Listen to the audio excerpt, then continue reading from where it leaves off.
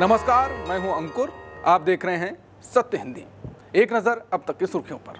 राहुल गांधी का दावा है कि गया जिले के नीदनी गांव में पूरा गांव एक ही घर में रहता दिखाया गया है। आरोप है कि वोटर लिस्ट में 947 वोटर है। एक ही मकान हाउस नंबर 6 के निवासी बताए गए हैं। राहुल गांधी ने सोशल मीडिया पर पोस्ट करते हुए कहा कि देखिए चुनाव आयोग का कमाल, पूरा गांव एक ही घर में बस गया। कांग्रेस का कहना है कि अगर एक ही गांव की ये स्थिति है तो पूरे राज्य और देश में कितनी गड़बड़ी हो सकती है, इसका अंदाजा लगाइए। हालांकि इस पर गया के डीएम और बिहार के मुख्य निर्वाचन पदाधिकारी ने सफाई दी है। उनका कहना है कि गांव और झुग्गी बस्तियों में घरों के असली नंबर नहीं होते, इसलिए नेशनल हाउस नंबर दिया जाता है ताकि वोटर लिस्ट बनाना आसान हो। डीएम कार्यालय की ओर से गांव के लोगों के वीडियो भी जारी किए गए हैं। इनमें ग्रामीण कहते दिखे कि उन्हें वोटर लिस्ट से कोई दिक्कत नहीं है। देश में अगर आज आम चुनाव हो जाएं तो एनडीए की सीटें बढ़कर 324 हो जाएंगी। यही नहीं, बीजेपी की सीटें भी 240 से बढ़कर 260 हो जाएंगी।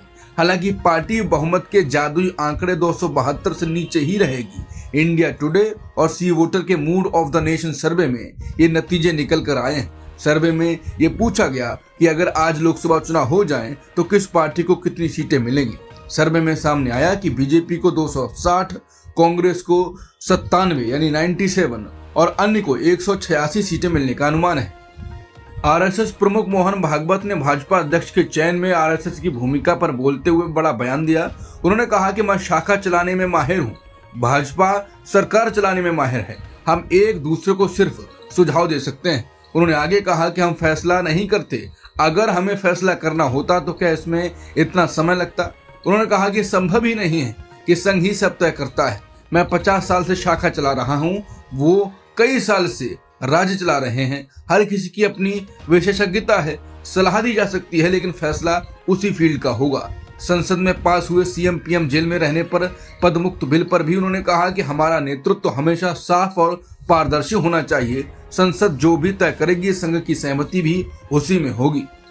आरएसएस प्रमुख मोहन भागवत ने कहा है कि संगठन और बीजेपी सरकार के बीच किसी तरह का मतभेद नहीं है। उन्होंने साफ किया, कहीं कोई झगड़ा नहीं, हमारा समन्वय राज्य और केंद्र सरकार दोनों से अच्छा है। भागवत ने कहा कि सरकारों पर कई बार दबाव होते हैं लेकिन उनकी नीयत पर शक नहीं करना चाहिए। उन्होंने ब्रिटिश शासन की बनाई व्यवस्था का जिक्र करते हुए कहा कि अब उसमें सुधार और नए प्रयोग करने की जरूरत है। कुल मिलाकर आरएसएस और सरकार के रिश्तों में दरार की अटकलों को भागवत ने खारिज किया। दिल्ली में अपने 3 दिवसीय व्याख्यानमाला के आखिरी दिन आरएसएस प्रमुख मोहन भागवत ने कहा कि काशी और मथुरा भी हिंदुओं को मिलनी चाहिए। उन्होंने साफ किया कि संघ खुद किसी आंदोलन में नहीं जाएगा लेकिन संगठन के स्वयंसेवक चाहे तो जुड़ सकते हैं। भागवत ने कहा कि राम मंदिर आंदोलन में संघ जुड़ा था लेकिन अब और आंदोलनों में संघ नहीं जाएगा। हिंदुओं के लिए अयोध्या, काशी और मथुरा तीनों महत्वपूर्ण हैं, बाकी जगह मंदिर या शिवलिंग मत ढूंढो। उन्होंने ये भी कहा कि मुसलमान खुद भाईचारे के लिए ये 3 स्थल छोड़ दें, ये बड़ा कदम होगा। प्रधानमंत्री नरेंद्र मोदी शुक्रवार को 2 दिन की यात्रा पर जापान की राजधानी टोक्यो पहुंचे। इस दौरान वो जापान के पीएम शिगेरू इशिबा से मुलाकात करेंगे और दोनों देशों के रिश्तों को मजबूत करने के लिए कई मुद्दों पर बातचीत होगी। भारत और अमेरिका के बीच टैरिफ को लेकर बढ़ा तनाव फिलहाल खत्म होता नहीं दिख रहा है। इस बीच अमेरिका की ओर से रूस से तेल खरीदने को लेकर एक बार फिर प्रतिक्रिया आई है। अमेरिकी सीनेटर लिंडसे ग्राहम ने कहा है कि भारत व्लादिमीर पुतिन को सपोर्ट करने की कीमत चुका रहा है। ग्राहम ने चीन और ब्राजील को सख्त चेतावनी भी दी। उन्होंने कहा कि बाकी बचे हुए देशों को भी जल्द ही भुगतना पड़ेगा। भारत अमेरिका ट्रेड डील पर बातचीत अब फिलहाल अटकी हुई है। कारण है अमेरिका की ओर से रूस तेल खरीदने पर लगाया गया 25% अतिरिक्त पेनल्टी टैक्स। 25 अगस्त को वॉशिंगटन की टीम नई दिल्ली आने वाली थी लेकिन राष्ट्रपति डोनाल्ड ट्रंप ने इसे बड़ा मुद्दा बना दिया और बातचीत रोक दी। अब अमेरिका ने भारत से जाने वाले निर्यात पर कुल 50% टैक्स लागू कर दिया है जो बुधवार से प्रभावी हो गया है। भारत सरकार का कहना है कि अमेरिका से बातचीत जारी है लेकिन 25 अगस्त को होने वाले ट्रेड डील की मीटिंग टल गई है। सरकारी अधिकारी ने साफ किया कि जब तक तेल पर 25% अतिरिक्त टैक्स का मुद्दा हल नहीं होता तब तक नई ट्रेड डील पर आगे बढ़ना मुश्किल है। ट्रंप के टैरिफ के बीच मोदी सरकार ने कपास के शुल्क मुक्त आयात यानी ड्यूटी फ्री आयात की समय सीमा गुरुवार को 3 महीने के लिए बढ़ाकर 31 दिसंबर तक कर दी है। यह कदम अमेरिका के 50% उच्च शुल्क के बाद लिया गया है। इससे पहले 18 अगस्त को वित्त मंत्रालय ने 19 अगस्त से 30 सितंबर तक कपास आयात पर शुल्क छूट की अनुमति दी थी। इस फैसले पर दिल्ली के पूर्व मुख्यमंत्री अरविंद केजरीवाल ने आलोचना की है। उन्होंने कहा कि पिछले दिनों मोदी जी ने ट्रंप के दबाव में यह फैसला लिया है कि अमेरिका से जो कपास भारत आता है अभी तक उसमें 11% ड्यूटी लगती थी, लेकिन अब ये 11% ड्यूटी हटा दी गई है और अब अमेरिका से आने वाली कपास पर कोई ड्यूटी नहीं लगाई जाएगी। ये देश के किसानों के साथ बहुत बड़ा धोखा है। अब जो अमेरिका से कपास आएगी वो भारत के किसानों की कपास से सस्ती होगी, तो भारत के किसान कहाँ जाएंगे और किसानों का कपास कौन खरीदेगा। अरविंद केजरीवाल ने कहा कि अमेरिका ने 50% टैरिफ भारत पर लगाया है, हमें भी कपास पर 11% से 50% टैरिफ कर देना चाहिए। दूसरों ने यही किया। ट्रंप ने 50% टैरिफ लगाया तो हमें 100% टैरिफ लगा देना चाहिए था।